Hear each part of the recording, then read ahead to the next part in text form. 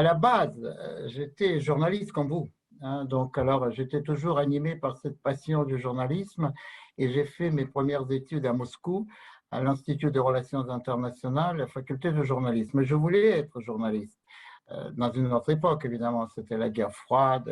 Voilà, bon, c'est quand même assez compliqué d'imaginer aujourd'hui, mais c'était relativement récent. Mais étant plutôt bon élève dans mon école, qui est un peu l'ENA, Sciences Po, Chaussée, toutes réunies, donc à l'Union soviétique à l'époque, j'ai été un peu dévié, dérivé vers la diplomatie. Et je ne voulais pas être diplomate, je voulais être comme vous, journaliste. Mais enfin, bon, voilà, ainsi voilà la vie. Et j'ai travaillé dans la diplomatie pendant 15 ans. Donc, j'étais un poste à l'ambassade du RSS à Paris. J'étais attaché de presse, chef du protocole. Je m'occupais quand même de la presse.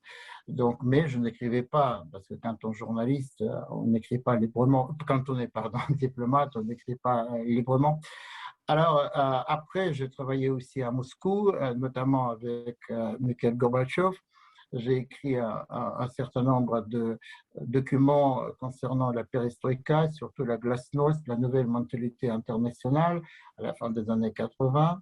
Donc, j'ai travaillé aussi à Genève, sous l'égide de l'ONU, aux négociations sur ce qu'on appelait à l'époque le désarmement stratégique entre l'Union soviétique et les États-Unis. Et mon dernier poste en diplomatie, c'était à nouveau à Paris, donc à l'ambassade de Russie déjà, parce qu'en quelque sorte, ma trajectoire de vie épouse une certaine trajectoire géopolitique. Donc en 1995, j'ai démissionné de la diplomatie parce que j'étouffais là-dedans. La diplomatie, malheureusement, est devenue un métier extrêmement hiérarchisé et administratif, ce qui n'est pas vraiment ma tasse de thé. Et donc, en démissionnant, je me suis acheminé, enfin, j'ai commencé ce cheminement, si vous voulez, vers ce que je considère une sorte de vocation, c'est-à-dire l'enseignement du monde, donc au service et aux attentes des jeunes générations à qui appartient l'avenir, c'est-à-dire vous. Alors, actuellement, je suis professeur à ICN Business School, professeur de géopolitique et beaucoup d'autres matières d'ailleurs, comme civilisation, identité, culture, etc. Donc, évidemment, intercultural management et d'autres matières. Donc, c'est-à-dire une sorte de polyvalence donc dans les enseignements, mais finalement le cœur même de mes cours, et non seulement de mes cours, mais de mes expressions publiques, parce que j'écris des livres, parmi lesquels le dernier, c'est Le monde nous appartient, la géopolitique, c'est la vie, eh bien, c'est plutôt la place de chaque individu dans le monde du XXIe siècle. En gros, c'est ça. C'est comme ça que je situe mes enseignements. Et évidemment, tous les pays du monde doivent être connectés à ce monde-là.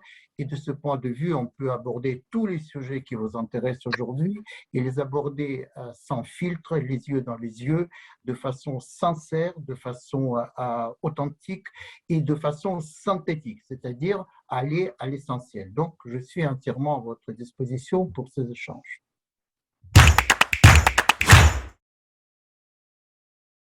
Le premier mot que je voulais dire, que tous les pays du monde, y compris la France évidemment, doivent être connectés au monde du XXIe siècle. C'est-à-dire, c'est ça le principal enjeu. Pour moi, ce n'est pas le pouvoir d'achat, ce n'est pas l'immigration et autre chose.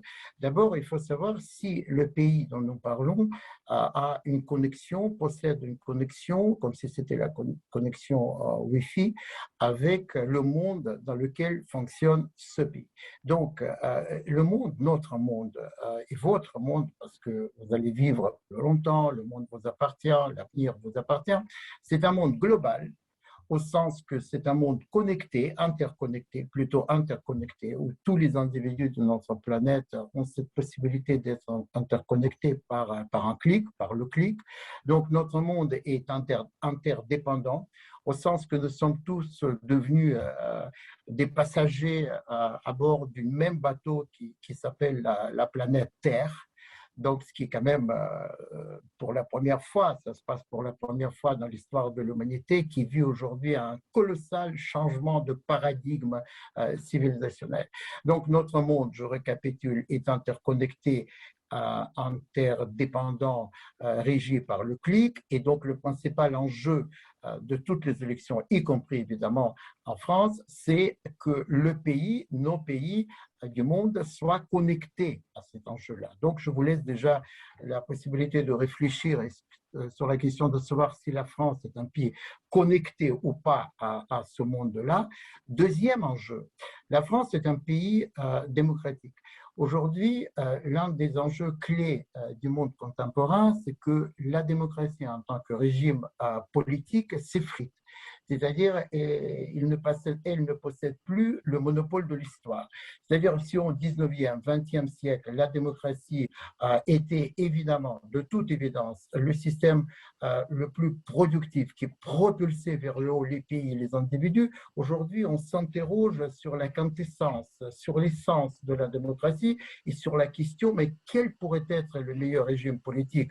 Peut-être avec un peu plus d'autocratie, ou plutôt d'autorité, etc. Donc, et la France, la particularité de la France et de cette élection, c'est que la France est un pays démocratique, avec une tradition démocratique ancrée dans l'histoire. Donc, aujourd'hui, il faut réinitialiser la démocratie, parce que la démocratie du XXIe siècle ne sera pas celle des époques précédentes. Donc, est-ce que la France est digne de cet enjeu? Est-ce que la France est à la hauteur de cet enjeu de réinitialisation de la démocratie? On peut en parler. Et troisième chose que je voudrais souligner en préambule, dans l'anticipation de nos échanges, c'est que l'une des particularités du monde contemporain réside dans le fait que nous avons déjà l'économie globale, permettez-moi l'expression ubérisée, même si cette expression a une connotation assez particulière que je voudrais bien, au nom de la neutralité, éviter, mais je prononce quand même parce qu'on va clairement de quoi il s'agit. Donc, l'économie est déjà globale, régie par le clic, ubérisée, alors que la politique est de plus en plus nationale, locale. Il y a une sorte de crispation identitaire. Et donc, je conclus la première partie de ma réponse à votre interrogation en disant que nous avons l'économie ubérisée à travers le monde, dans tous les pays du monde, et nous avons une sorte de zémorisation de la politique. Voilà, donc c'est-à-dire une sorte de droitisation politique au sens du repli de chaque pays sur un certain nombre de paramètres identitaires, et les politiques qui courent après ou qui anticipent cette vision identitaire, ils ont le vent en poupe. Et donc la dichotomie entre l'économie globalisée et les politiques de plus en plus localisées, c'est un sujet qui mérite quand même une discussion, à mon avis, plus approfondie. Voilà ma réponse. Alors, c'est pour ça qu'il faut considérer les grands enjeux de la campagne électorale en France dans cette totalité de la vision des problématiques que je viens d'évoquer. L'immigration, le pouvoir d'achat en font partie, mais seulement ce sont des éléments de cette vision holistique. Je prononce souvent ce mot holistique, c'est-à-dire global, pluridisciplinaire, qu'il faut vraiment introduire dans notre vision de la campagne électorale en France. Émerger, c'est fait depuis longtemps. Est-ce que ça peut être une démarche gagnante? Personne ne le sait, parce qu'on vit dans un monde où la seule certitude, c'est l'absence de toute certitude. Qui pouvait imaginer la victoire de Trump aux États-Unis quelques mois avant cette élection? Donc aujourd'hui, cette incertitude est totale. Donc, c'est-à-dire, moi, je ne m'avançais jamais sur le terrain des pronostics. Donc, mais je dirais que cette zimorisation, parce qu'il faut qu'on parle quand même de personnages qui montent en puissance de façon assez extraordinaire et assez étonnante et qui incarnent justement cette tendance que vous avez évoquée, évidemment, cette tendance est tout à fait là, elle est au rendez-vous, elle est présente, mais à quel point cette tendance se connecte avec le monde global donc du XXIe siècle, c'est aussi un sujet de discussion. Moi, je suis persuadé que l'avenir du monde passe par les réseaux sociaux. Alors, tout aujourd'hui est impacté par cette instantanéité du clic. Voilà, pour moi, je n'utilise pas l'expression tout de suite les réseaux sociaux, d'autant plus que c'est une traduction française du network. Et network, c'est quelque chose de beaucoup plus large, vaste. Donc, mais je suis persuadé que le monde instantané, et c'est le monde du clic, donc c'est-à-dire les réseaux sociaux. Les réseaux sociaux avaient joué un rôle primordial dans l'ascension de Donald Trump, dans l'ascension de Boris Johnson, dans l'ascension de Borsellino au Brésil, enfin de tous les présidents disruptifs. Disruptif, c'est-à-dire la rupture avec le passé. Je répète qu'il n'y a pas de certitude dans le monde dans lequel nous vivons, à part celle qu'il n'y a pas de certitude, c'est la seule qui existe. Donc c'est un saut dans l'inconnu total, permanent, instantané, donc en fonction justement du rythme qui nous est imposé par le clic dans un monde où tout finalement se télescope.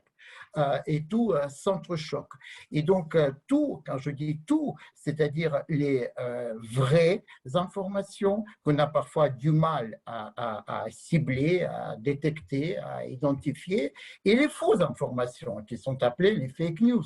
C'est-à-dire ce qu'on appelle aussi dans le même registre le monde de la vérité, le monde de la réflexion, le monde de la raison, le monde de l'éducation, le monde de l'effort intellectuel. Et de l'autre côté, c'est le monde de la post-vérité.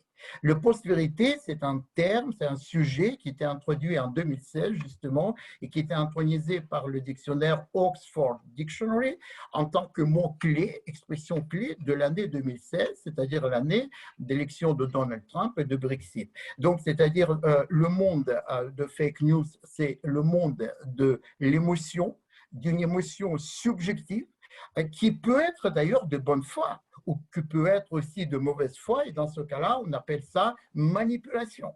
Donc, mais le monde aujourd'hui, c'est le combat entre vérité d'un côté, qui exige un effort intellectuel, dont beaucoup de gens ne sont plus capables parce qu'ils sont devenus influencés par l'instantanéité de notre monde. Ils se sont retrouvés dans une sorte de paresse intellectuelle et donc ils n'ont plus ni envie ni capacité à un moment donné de vérifier les informations parce que ça prend du temps et ça exige aussi la mobilisation de neurones. Voilà. Donc, et de l'autre côté, ces fake news, ces nouvelles alternatives qui fonctionnent et voyagent beaucoup plus vite que la vérité, qui n'exigent aucun effort, qui sont justement propagées, diffusées par des sites conspirationnistes qui pullulent aujourd'hui, comme tout le monde le sait. Et donc, évidemment, c'est un terrain propice pour tout ce que vous avez évoqué, c'est-à-dire les interventions de trolls, de hackers et finalement des gens mal intentionnés de la part des pays qui ont leur intérêt à intervenir dans les campagnes de pays démocratiques, évidemment sans accuser personne. Je parle de pays autoritaires aujourd'hui, donc qui essaient de saper les fondamentaux de la démocratie. Donc, et je crois que parmi ces pays, évidemment, il y a la Russie, qui se distingue particulièrement, qui avait déjà été extrêmement présente dans ces tentatives d'intervention de la campagne américaine, donc en 2016 et après dans la campagne de Biden. Aussi la Chine, peut-être de façon un peu plus discrète. On peut discuter d'ailleurs la différence entre la stratégie à la matière de la Chine et de la Russie, et d'autres pays autoritaires dont l'ADN du fonctionnement est à des années-lumière des démocraties. Finalement, le choc aujourd'hui, c'est entre démocratie et autocratie dans le monde du XXIe XXIe siècle. D'ailleurs, je rappelle ça en prévision de ce forum que Joe Biden avait lancé, et ça s'appelle Forum pour les démocraties, etc.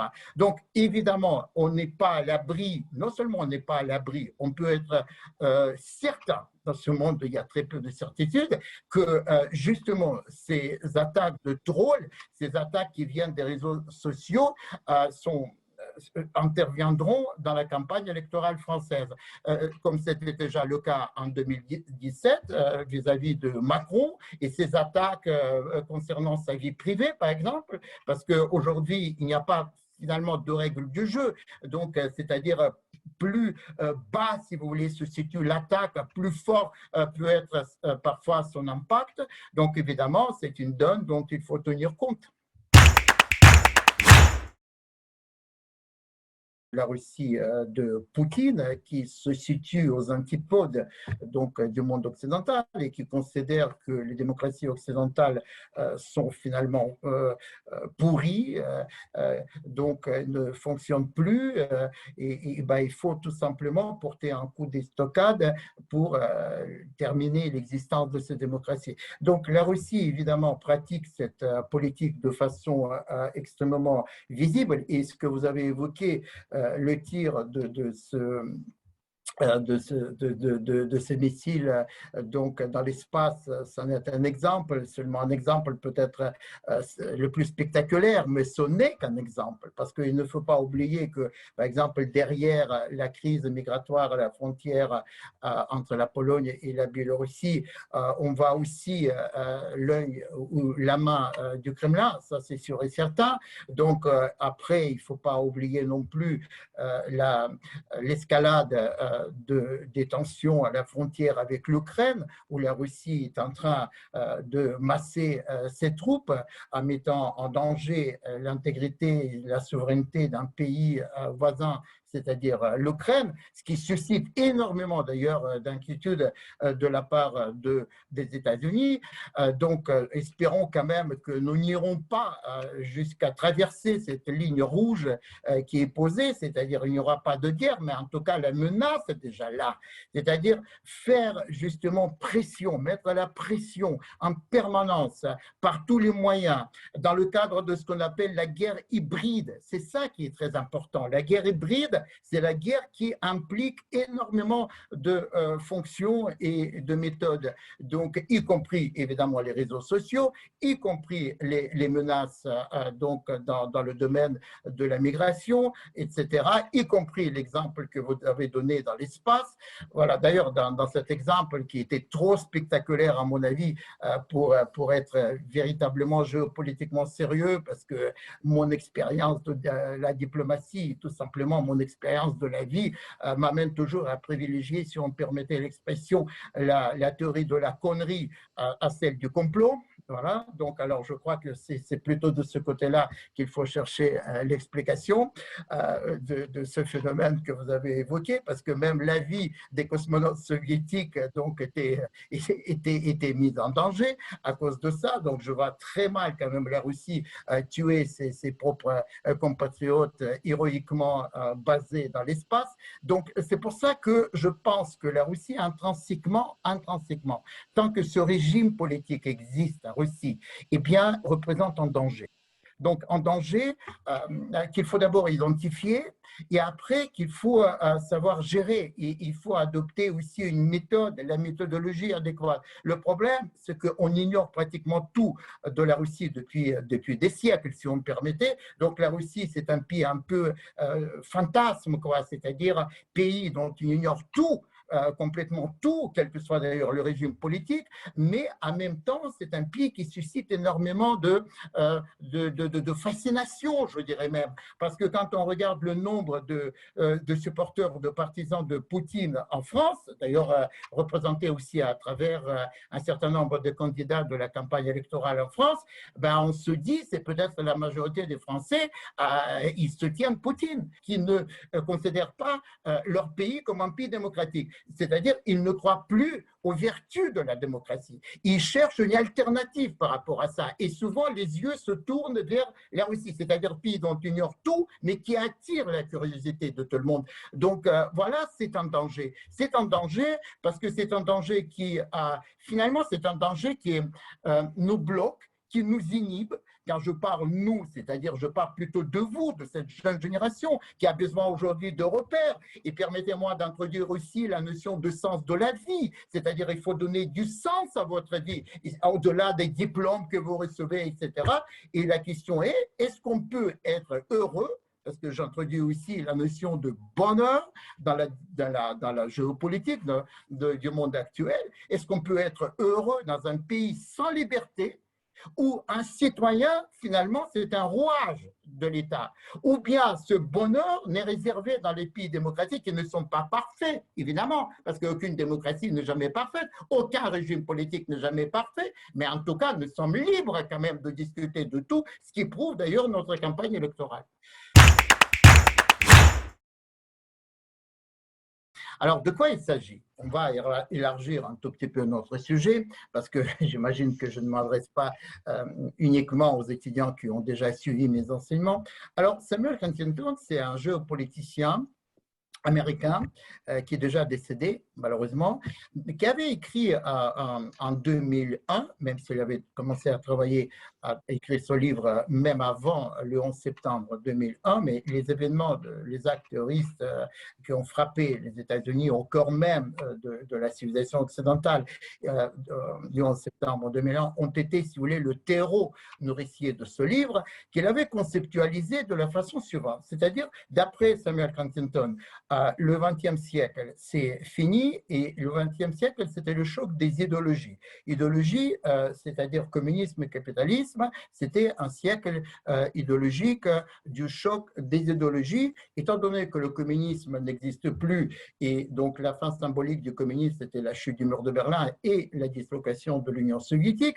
Le XXIe siècle dans lequel nous sommes déjà rentrés, eh bien, c'est le siècle de civilisation. La différence entre les idéologies et les civilisations est la suivante. C'est-à-dire, l'idéologie, c'est quelque chose, d'après lui, c'est temporaire, quelque chose qui n'est pas profond, qui n'est pas intrinsèque. Alors que la civilisation, c'est-à-dire une civilisation humaine, c'est un groupe de personnes qui partagent à peu près la même vision de la vie et de la mort, c'est ce que j'appelle de la vie et de la mort, c'est-à-dire les mêmes valeurs, la même histoire, la même culture, la même langue, la même religion, etc. C'est quelque chose qui est éternel. Éternel, et ça reprend toujours le dessus sur les idéologies. Regardez par exemple la même Russie. D'après Samuel Huntington, c'est une civilisation orthodoxe, c'est-à-dire la civilisation basée sur l'identité russe qui est formatée, elle, l'identité par la religion orthodoxe, c'est-à-dire la branche orientale du christianisme. Mais au XXe siècle, les Russes ont oublié qu'ils étaient orthodoxes parce que la Russie est devenue communiste. Et donc, avec l'effondrement de ce système communiste, la Russie a repris les fondamentaux de son ADN civilisationnel. La Russie est devenue orthodoxe, c'est-à-dire le choc de civilisation. Ça veut dire quoi, d'après Samuel Huntington? Que ces civilisations aujourd'hui, il y en a 8 qu'il avait classées, donc dans l'ordre de leur ancienneté, à commencer par les civilisations asiatiques les plus anciennes, la Chine, l'Inde et le Japon. Donc, eh bien, d'après lui, les ADN civilisationnels sont incompatibles. C'est-à-dire, vous ne pouvez pas comprendre, étant né dans une civilisation, une autre civilisation. Et bien, si vous ne pouvez pas la comprendre, vous ne pouvez que la détester, vous ne pouvez que haïr, jalouser. Et à un moment donné, il y a une sorte de défoulement identitaire, comme si c'est produit pendant le 11 septembre, et que nous sommes, ou nous serions, d'après Samuel Huntington, condamnés à vivre au XXIe siècle, donc dans ce choc de civilisation, finalement le choc de religion, le choc identitaire. Donc, cette théorie-là a nourri énormément de disciples à travers le monde. L'un de ces disciples, ça s'appelle aussi Éric Zemmour. Donc, parce que lui, il cite justement cette théorie à tout bout de champ. c'est sa carte de visite, c'est sa tête de gondole, c'est son alibi finalement théorique de ces théories concernant son alibi de ces théories, de ces doctrines concernant l'immigration, concernant l'identité. Donc c'est un disciple de Samuel Huntington, il faut le dire, quoi. Donc c'est son mentor, son maître spirituel, culturel, théorique s'appelle Samuel Huntington. Donc la question est de savoir, est-ce que les civilisations sont immuables et leurs ADN sont éternels et à ce moment-là, on ne peut pas les changer? Ou bien, une civilisation humaine, c'est quelque chose qui évolue au gré de l'histoire. L'identité culturelle, est-ce que c'est tout simplement le lieu de naissance et la couleur de votre peau? Donc, c'est-à-dire aux ethnicisations de votre identité. Ça, c'est une vision de Samuel Huntington que je ne partage pas, bien évidemment, parce que dans mon esprit, la vraie identité, dans le monde global, dans le monde interconnecté du XXIe siècle, dans le monde régi par le clic, eh bien, c'est un choix. C'est le choix libre d'un individu qui pilote sa vie. Et à un moment donné, il choisit son identité. Donc, c'est le choix de l'identité à travers l'évolution de sa vie, à travers l'évolution de son éducation, de sa perception du monde, de ses valeurs qui peuvent aussi évoluer dans la vie. C'est pour ça que, personnellement, je récuse très formellement, de façon énergique, de façon absolument évidente, ces théories du Samuel Huntington de choc de civilisation, tout en acceptant que, sans connaître Samuel Huntington et cette théorie de choc de civilisation, vous n'existez pas en géopolitique. Vous devez la connaître. Vous devez approfondir vos connaissances de cette théorie pour mieux voir le monde et finalement déterminer votre propre place dans ce monde d'aujourd'hui, dans ce monde de demain. Donc voilà, c'est ça mon aperçu très général de ce livre de choc de civilisation, un peu la Bible ou une Bible géopolitique du XXIe siècle, et en même temps, c'est une Bible qui déroute, qui dévoie, pollue les esprits des jeunes, à mon avis. Donc, il faut la connaître, il faut la combattre, il faut être cohérent, il faut que chacun de vous puisse forger votre propre jugement concernant le monde dans lequel nous vivons. Je pense que c'est absolument l'avenir de l'humanité. Enfin, vous savez, je disais le clic, l'avenir de l'humanité. Vous prononcez méta, alors pour moi, c'est le clic, quoi, instantanéité. Mon chat, à qui je consacrais mon livre, il savait cliquer. Donc aujourd'hui, le clic est absolument banal, il est complètement partout. Vous ne pouvez pas aujourd'hui vous en passer. Qu'est-ce qu'on fait avec 5 milliards de smartphones qui sont aujourd'hui partout, dans tous les pays, dans la taïga russe, dans la brousse sénégalaise, partout. Et ne me dites pas que c'est réservé aux pays riches ou aux individus riches. Pas du tout. C'est devenu absolument banal. Tout comme, par exemple, l'imprimerie, à un moment donné, qui était l'apanage d'une poignée de privilégiés, est devenue complètement globalisée. Donc, comme l'ampoule électrique ou la machine à vapeur. Donc, c'est pour ça qu'il n'y a pas finalement de retour en arrière par rapport à ça. C'est-à-dire, après, évidemment, ça va s'accélérer parce qu'on vit dans un monde où tout s'accélère. Donc, on ne sait pas ce que l'avenir nous réserve. C'est quoi, qu'est-ce que ce sera l'intelligence artificielle, quels sont ces nouveaux produits. Alors ça s'appelle l'innovation, ça s'appelle créativité, auquel j'encourage et j'invite mes étudiants à travers le monde. Il faut inventer aujourd'hui, parce que invention, innovation aujourd'hui, c'est comme la solution de survie pratiquement. Si vous n'innovez pas, si vous n'inventez pas, vous ne survivez pas, vous ne surviendrez pas dans ce monde aujourd'hui. Mais pas du tout. Mais qui vous dit que c'est synonyme de uniformisation, standardisation? Mais qui vous dit ça? Qui vous a pollué les esprits à ce point-là? C'est une diversité que l'humanité n'avait jamais connue dans son histoire. Parce que le fait que tout le monde possède aujourd'hui le smartphone, ça ne veut pas dire que nous mettons le même sens sur les résultats de ce smartphone. C'est à nous, c'est à vous, c'est à nous tous de donner du sens au clic. Et sens au clic, c'est-à-dire être raisonnable être intelligent, brancher nos neurones et toujours booster le développement du monde vers le haut, rendre notre monde meilleur grâce à ce clic dans un monde où la diversité n'a jamais été aussi forte qu'elle ne l'est actuellement. Et ce sera encore plus fort dans les années à venir. Mais c'est à vous, c'est pas à quelqu'un d'autre. Ce n'est ni à Macron, ni à Zemmour, ni à Joe Biden, ni à moi. À vous, aux jeunes générations, de donner du sens au clic et, je termine là-dessus, donner un vrai sens noble à vos vies.